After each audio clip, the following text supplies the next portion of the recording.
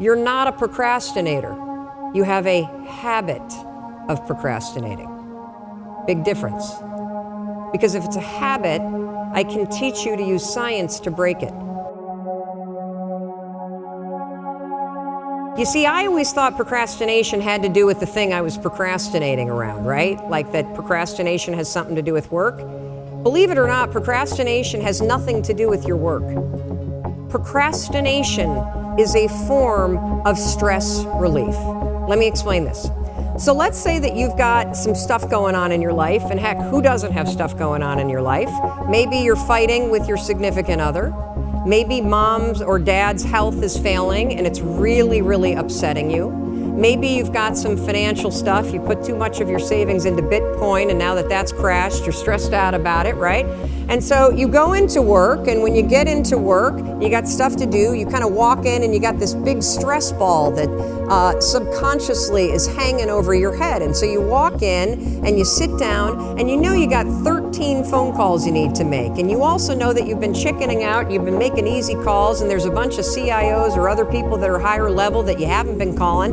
And so as you sit down to do it, you got the stress on your shoulders, your brain it starts to go, wait a minute, well, you want me to make a call to somebody that I'm scared to make? Absolutely not. I'm so stressed out about, can we just watch some cat videos for a minute? And next thing you know, an hour's gone by.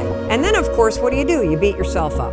So the only way that you can break this habit, and that's an important word for you to hear, you're not a procrastinator. You have a habit of procrastinating. Big difference.